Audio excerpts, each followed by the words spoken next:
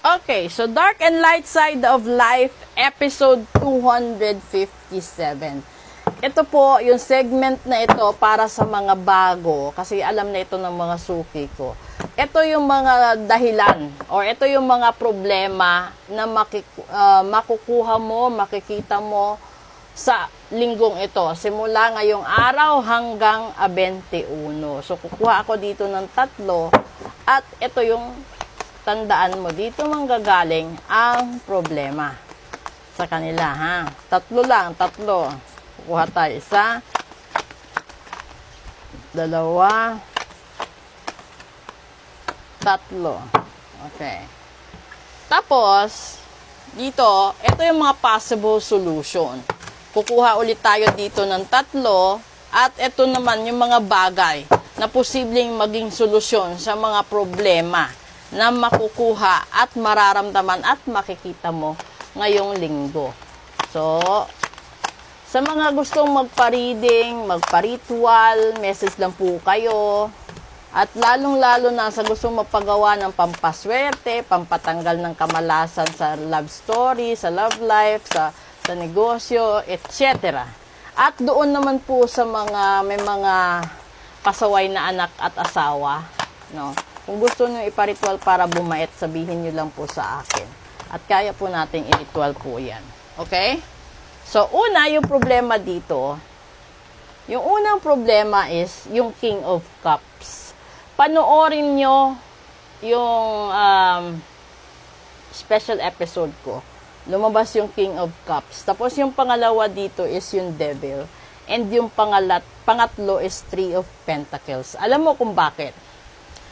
Yung King of Cups, kung lalaki ka, yung asawa mo, no, merong posibleng merong ka-chat, ka-date, no, nakakilala mo lang din. Pero, na-hook siya, hindi dahil sa kung ano, kundi dahil sa pera, sa karangyaan, sa mga bagay na kung ano-ano yung nakukuha niya na posibleng hindi mo kayang ibigay. Kung ikaw naman ay babae, no?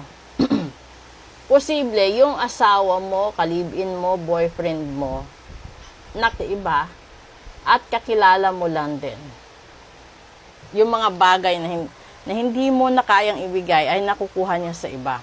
Dito, possible solution. Una, Hangman, naghihintay ka. Pangalawa, 8 of Pentacles sa trabaho. And pangatlo, 2 of Wands. So, ibig sabihin, yung tao, no, na pinoproblema mo, hinahanap mo, hinuhuli mo, is ando doon lang sa trabaho niya, or posible kasama lang niya, kaklase niya, mga ganon. So, andyan kasi yung 2 of Wands. Ibig sabihin, nandun lang talaga sila, magkasama sila lagi. So, kung meron kang gut feel, na meron talaga, iparitual mo, ipatanggal mo, 'di ba? Proteksyonan mo, lagyan mo ulit ng magandang ritual. Kasi yung pagritual kasi hindi naman all in one eh. Iba yung ritual sa pagtanggal sa third party, iba yung ritual sa pagtanggal sa kamalasan, iba yung ritual sa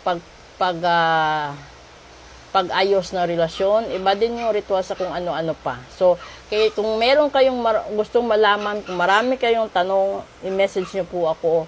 Kung gusto nyo malaman, kung isa kayo sa mga ganito mabibiktima or magkakaroon ng problema, magpabook kayo ng full private reading. Kasi this is a general reading. Depende kapag naka-resonate ka. Kapag hindi, mag-book ka ng sarili mong private reading kasi mas maganda yung ganon. Sarili mong vibration talaga mahahatak ko at malalaman mo kung ano ang mangyayari simula sa araw na ito hanggang sa susunod na Sunday. Okay? So maraming salamat po sa lahat ng sumusuporta at paki-follow, like, and share po ng other social media platforms ko. Paki-like na rin po ng mga videos ko. Thank you! If you want to leave some comments, please do. Maraming salamat po. Proceed tayo sa Real Talk 101 po natin.